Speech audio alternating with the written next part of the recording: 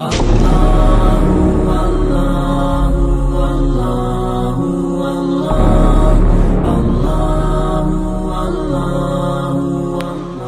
محترم، آج کے جمعۃ المبارک میں جس حوالے سے گفتگو کی جائے گی وہ ہے صحابہ اور اہل بیت رضوان اللہ علیہم اجمعین کی محبت اور بدعات محرم۔ اس حوالے سے گفتگو کی جائے گی کہ صحابہ کے ساتھ محبت اور اہل بیت کے ساتھ محبت یہ بندہ مومن کے ایمان کا جزو لازم ہے کہ اس کے بغیر اس کا ایمان مکمل نہیں ہو سکتا۔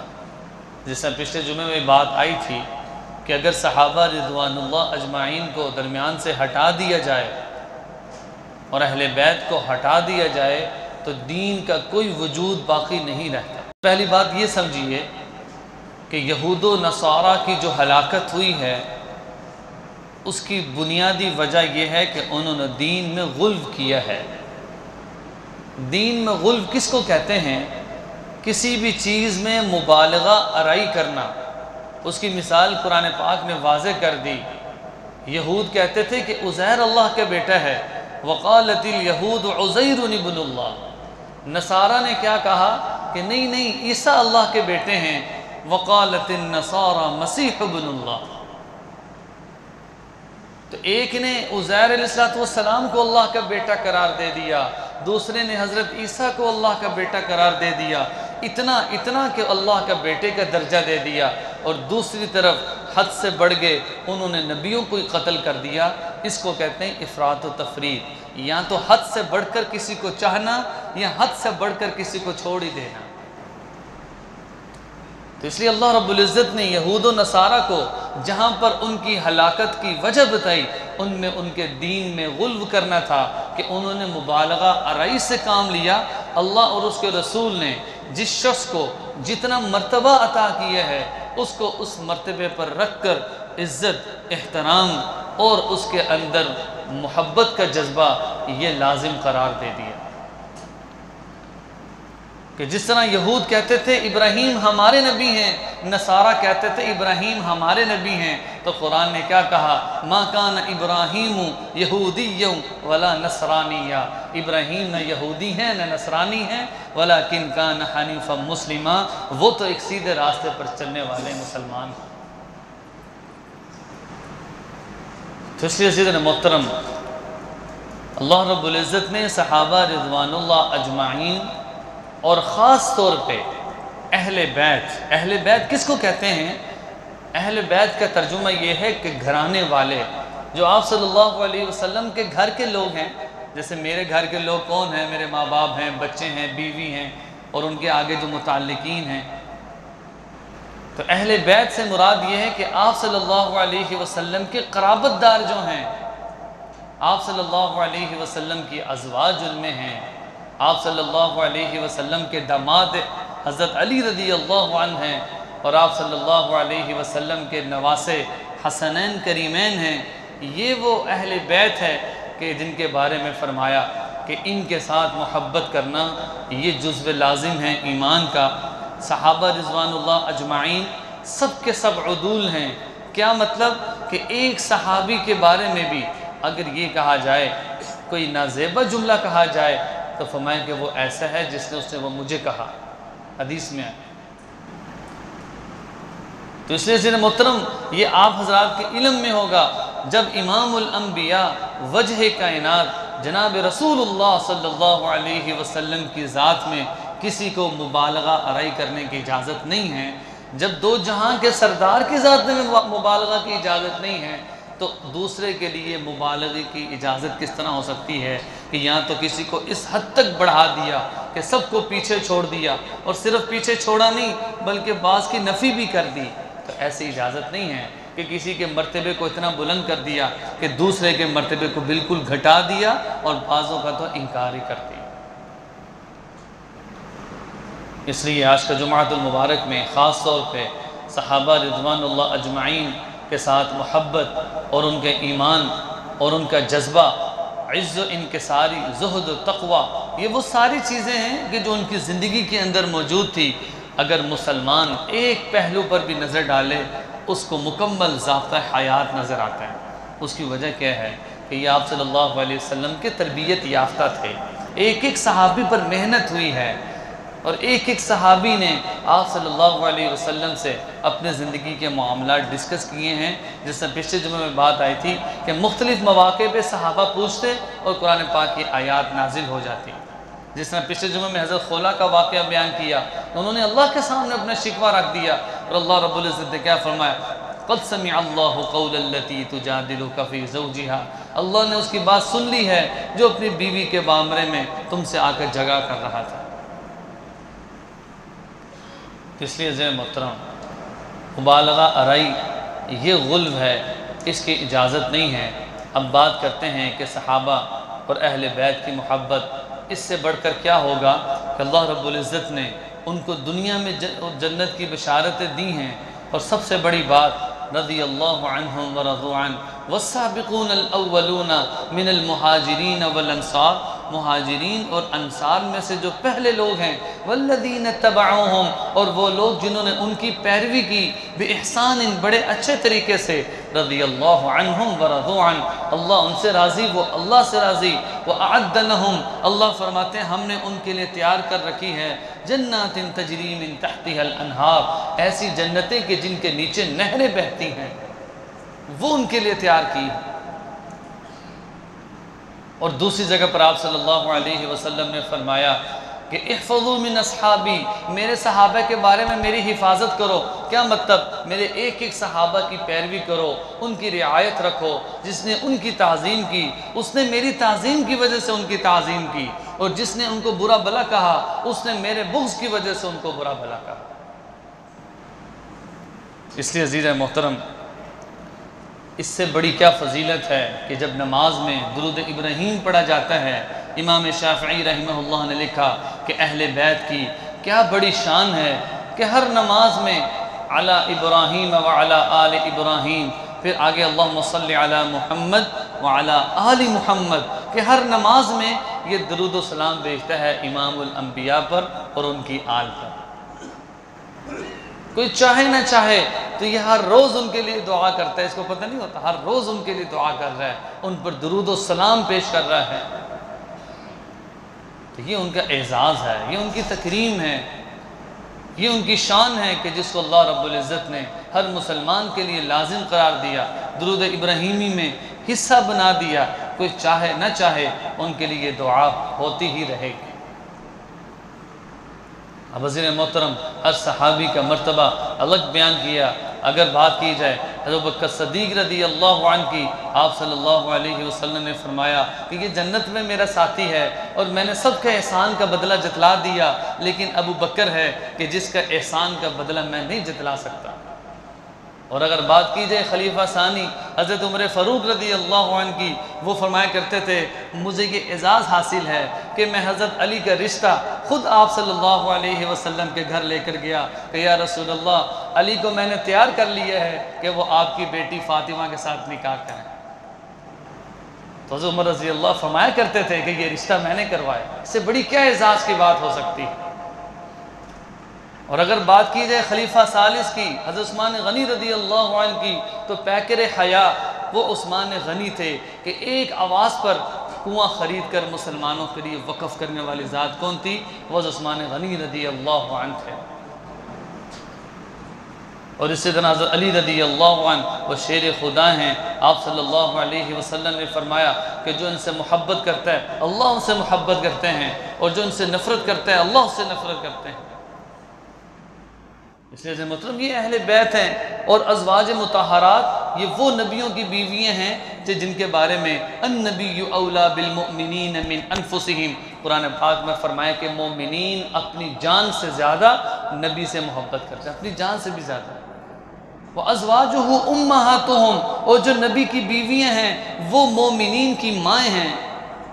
جس طرح کوئی اپنی ماں کا ادب اور احترام کرتا ہے، تو اسی طرح نبی کی جو بیویاں ہیں رہتی دنیا تک وہ ان کے لیے مائیں کی حیثیت ہے، وہ ان کی مائیں ہیں۔ اس لیے جس طرح اپنی ماں کی تعظیم ضروری ہے، اس لیے نبی کی بیویاں یہ اہل بیت میں شامل ہیں، ان کا احترام، ان کی عزت یہ کرنا ہر مسلمان کے لیے ضروری ہے۔ وہ جتنی بھی ازواج ہیں سب کے سب ضروری، یہ نہیں ہے کہ ایک کو خاص کر دیا، دوسرے کا انکار کر دیا، ایسا نہیں۔ پھر اسی طرح آپ صلی اللہ علیہ وسلم کے نواسے حسنین کریمین حضرت حسن رضی اللہ عنہ اور حضرت حسین رضی اللہ عنہ اہل بیت میں سے ہیں۔ میں کہ اللہ رب العزت نے ان کے مرتبے کو اس طرح بلند کیا، سیدہ شباب اہل الجنہ، کہ جنت میں نوجوانوں کے سردار حضرت حسن اور حضرت حسین رضی اللہ عنہ ہوں گے۔ اور دوسری جگہ فرمایا حسین منی و انا من حسین، کہ میں حسین سے ہوں، حسین مجھ سے ہے۔ کیا مطلب؟ کہ جو ان سے محبت کرتا ہے وہ مجھ سے محبت کرتا ہے، اور جو حسین سے نفرت کرتا ہے وہ مجھ سے نفرت کرتا ہے۔ تو ایک ایک صحابی کے مرتبے کو بیان کیا، اس کی عظمت کو بیان کیا، اور خاص طور پہ محرم کے مہینے میں 10 محرم، یہ جو تاریخ یاد رکھی جاتی ہے، یہ سید الشہداء نواسہ رسول حضرت حسین رضی اللہ عنہ کی شہادت کا دن ہے۔ اور ان کی جو شہادت ہے یہ مسلمانوں کو جو سبق دیتی ہے وہ میں آپ حضرات کے سامنے عرض کروں گا، باقی تو اس میں بہت ساری چیزیں ہیں۔ وہ سبق کیا ہے کہ جس طرح چند مسلمان باطل کے سامنے ڈٹ کر کھڑے رہے اور انہوں نے اپنی جانوں کا نذرانہ پیش کر دیا، آج بھی جب مسلمان باطل کے سامنے ڈٹ کر کھڑا ہو جائے گا اور اپنی جانوں کی پرواہ نہیں کرے گا تو اللہ اس امت کے ساتھ بھی وہی وعدے ہیں کہ جو صحابہ رضوان اللہ اجمعین کے ساتھ اللہ کے وعدے تھے۔ اللہ کی نصرت اور مدد ویسے ہی ہوگی جیسے اس وقت اللہ کی مدد و نصرت تھی۔ اللہ نے تو ان کو شہادت کا مرتبہ دیا، تو یہ سبق بھی ہے کہ جب اللہ کا حکم آ جائے تو اللہ کی اطاعت و فرما برداری کے لیے اپنے مال اور اپنے جان کی قربانی کرنی پڑ جائے تو اس سے دریغ نہیں کرنا چاہیے۔ اس لیے محترم یہ جو عاشورہ کا دن کہا جاتا ہے، یہ 10 محرم کا دن ہے۔ اس کو عاشورہ کیوں کہا جاتا ہے؟ اس لیے کہ محرم کی 10ویں تاریخ ہے، روز اول سے لے کر آج تک اس میں بہت سارے واقعات ہوئے ہیں۔ حضرت نوح علیہ السلام کی کشتی کا جودی پہاڑ پر رکنا یہ 10 محرم کو ہوا۔ حضرت عیسیٰ علیہ السلام کی پیدائش کا ہونا یہ 10 محرم کو ہوا۔ حضرت یوسف علیہ السلام کو جب قافلے نے کنویں سے نکالا تو مورخین نے لکھا کہ یہ 10 محرم کا دن تھا۔ اور اسی طرح آپ صلی اللہ علیہ وسلم کا طائف میں جانا اور بہت سارے واقعات، یہاں تک کہ بعض نے حضرت آدم علیہ السلام کی پیدائش کو بھی عاشورہ کا دن لکھا کہ 10 محرم کے دن حضرت آدم علیہ السلام کی پیدائش ہوئی ہے۔ تو یہ ایک تاریخی واقعات ہیں کہ جو عاشورہ کے دن رونما ہوئے ہیں، اس وجہ سے بھی اس کی اہمیت کو بیان کیا جاتا ہے۔ اور خاص طور پہ اس کو خاص کر دیا حضرت حسین رضی اللہ عنہ کی شہادت کے ساتھ، یہ ان کی شہادت کا دن ہے۔ اس میں اعمال کی کثرت ہو، ایک جذبہ ہو کہ جس طرح اطاعت و فرما برداری اللہ کے اس بندے اور اس صحابی نے کر دی، کیا ہمارے اندر وہ اطاعت و فرما برداری کا جذبہ ہے؟ کیا ہمارے سے کوئی مال اور جان کی قربانی مانگے؟ ہم اس پوزیشن میں ہیں کہ ہم مال اور جان کی قربانی کر سکیں؟ اس لیے وہ اللہ کے صحابی تھے، وہ صحابی رضی اللہ عنہ تھے کہ جن کو اللہ رب العزت میں جنت کی بشارتیں دیں، رضی اللہ عنہم ورضوا عنہ کہا کہ اللہ رب العزت ان سے راضی اور وہ اللہ سے راضی ہو۔ اس لیے آپ صلی اللہ علیہ وسلم نے فرمایا لا تسبوا اصحابی، میرے کسی صحابی کو بھی نازیبا الفاظ مت کہو، اس لیے کہ کوئی میرے ایک صحابی کو بھی نازیبا الفاظ کہے گا تو یہ اللہ رب العزت کی ناراضگی کا سبب بن جائے گا۔ عرباض بن ساریہ رضی اللہ عنہ ایک صحابی ہیں، ان سے روایت ہے، وہ فرماتے ہیں کہ آپ صلی اللہ علیہ وسلم ایک دن فجر کی نماز کے بعد تشریف فرما ہوئے اور آپ نے مختصر سا خطبہ پیش کیا اور فرمایا کہ میرے بعد میرے خلفاء کی تعظیم کرنا، میرے بعد میرے صحابہ کی تعظیم کرنا، اہل بیت کی تعظیم کرنا، جو ان کی تعظیم کرے گا وہ ایسے ہی ہے جیسا اس نے میری تعظیم کی۔ اسی وجہ سے فرمایا تھا خیر القرون قرنی، کہ بہترین میرا زمانہ ہے، ثم الذین یلونہم، پھر اس کے بعد کا، ثم الذین یلونہم، پھر اس کے بعد کا۔ اس لیے صحابہ کا جو زمانہ ہے وہ خیر القرون کا زمانہ ہے، بہترین زمانہ، کہ جس میں اللہ کی مدد اور نصرت اور صحابہ کا زہد و تقوی، آج ہی ان کی ساری یہ ہر چیز رہتے دنیا تک آنے والے مسلمانوں کے لیے ایک نمونہ ہے کہ جو ایمان لانا چاہتے ہیں۔ قرآن پاک نے یہ کیا فرمایا، ان آمنوا بمثل ما آمنتم به فقد اهتدوا، اگر وہ ایمان لانا چاہیں تو وہ ایسے ایمان لائیں جیسے صحابہ لے آئے ہیں تو وہ ہدایت یافتہ ہو جائیں گے۔ اور ایک آئیڈیل اور نمونہ ان کو بنا دیا۔ جنت کی بشارت اس آیت میں دی گئی جو خطبے میں پڑھی، والسابقون الاولون من المہاجرین، یہاں پر سارے مہاجرین اور انصار کو اللہ نے جنت کی بشارت دی، وَأَعَدَّ لَهُمْ جَنَّاتٍ تَجْرِي مِن تَحْتِهَا الْأَنْهَارُ، کہ ان کے لیے اللہ نے جنت تیار کر لی ہے۔ اسی طرح جناب محترم راہ اعتدال کیا ہے کہ کچھ لوگ نظر آئیں گے کہ ایک صحابی کو برا بھلا کہتے ہوئے یا ازواج میں سے کسی ایک کو برا بھلا کہتے ہوئے، یہ واضح دین میں غلو ہے۔ اور جس طرح یہود و نصارہ ہلاک ہوئے ہیں دین میں غلو کرنے کی وجہ سے، مبالغہ آرائی کرنے سے، آج بھی اگر کوئی مبالغہ آرائی کرتا ہے، آپ صلی اللہ علیہ وسلم کی کسی ایک بیوی کا انکار کرتا ہے یا کسی ایک صحابی کو گالی دیتا ہے، میں کہ اس کا اسلام سے کوئی تعلق نہیں ہے۔ تو یہ میں نہیں کہہ رہا، یہ اللہ اور اس کے رسول اگر قرآن و حدیث کا مطالعہ کریں تو اس میں یہ واضح ملتا ہے کہ آپ صلی اللہ علیہ وسلم نے اصحابی کا نجوم فرما دیا، ایک ایک صحابہ ستارے کی طرح ہیں۔ جس طرح ستارے کے پیچھے آدمی چل کے راستے کو تلاش کرتا ہے کہ ایک صحابی کو بھی پکڑ لیا وہ ہدایت یافتہ ہو جائے گا، وہ ہدایت کو پا جائے گا۔ اس لیے اس کا موقف یہ ہونا چاہیے کہ اللہ رب العزت نے سب صحابہ کے فضائل کو بیان کیا، ہر صحابی کی عظمت اور محبت دل میں ہو، اہل بیت کی محبت اس کے دل میں ہو، ان کے بارے میں برا بھلا نہ کہے، اگر برا بھلا کہے گا ہمیں کہ اللہ کے قہر سے وہ نہیں بچ سکتا۔ اس لیے عزیز محترم، اب بات یہ ہے کہ کچھ کے ذہن میں آتا ہے کہ صحابہ کے بارے میں اختلاف، آپس میں اختلافات ہوئے تو ہمارا موقف یہ ہونا چاہیے کہ ان کا آپس میں جو اختلاف ہے ہمیں اس میں سکوت کا حکم دیا گیا۔ محرم کا مہینہ ہے، اس میں چند ایسی چیزیں ہیں کہ جن کو علماء نے بدعات لکھا ہے، ان میں بہت ساری چیزیں ہیں کہ شہدائے کربلا کے نام پر جو نظر و نیاز کرنا، بانٹنا، حالانکہ اللہ کے لیے یہ کام کرنا چاہیے، کوئی کسی کی مدد کرے اللہ کے لیے کرے، نہ کہ کسی دوسرے کے لیے، اس کی اجازت نہیں ہے۔ پھر قبرستان جانا، ان کو لیپ کرنا اور خاص کرنا کہ جو نہیں جائے گا وہ گناہگار ہوگا، اس کی بھی کوئی حقیقت نہیں ہے۔ اور اس کے ساتھ ساتھ سوگ منانا، اچھے کپڑے نہ پہننا، یا اگر پہننے ہیں تو صرف کالے کپڑے پہننے ہیں، یہ کوئی ضروری نہیں ہے عزیزاً محترم۔ تو اس لیے ہاتھ میں کڑے پہننا، انگوٹھی پہننا، مرثیہ کرنا، اپنے آپ کو زخمی کرنا، یہ سارے اہل دین کا اور مسلمانوں کا رویہ نہیں ہے، اس سے ہمیں بچنا چاہیے۔ اب آخر میں بات کرتے ہیں کہ یہ جو عاشوراء کا دن ہے اس میں کرنے کے اعمال کیا ہیں۔ اس میں سب سے بنیادی بات کیا ہے کہ آدمی جو بھی عمل کر رہا ہے عمل میں زیادتی کر دے۔ نماز پڑھ رہا ہے، اہتمام نہیں ہے تو نماز کا اہتمام شروع کر دے۔ اگر وہ صدقہ کر رہا ہے تو اپنے صدقے کو بڑھا دے، اس میں اعمال کی کثرت ہو۔ اور دوسرا عاشوراء کے روزے کے بارے میں ہے، آپ حضرات کی نیت کریں، میں بھی کرتا ہوں انشاءاللہ، کہ آپ صلی اللہ علیہ وسلم نے فرمایا افضل الصیام بعد رمضان، کہ رمضان کے بعد جو افضل روزے ہیں وہ یہ عاشوراء کا روزہ ہے۔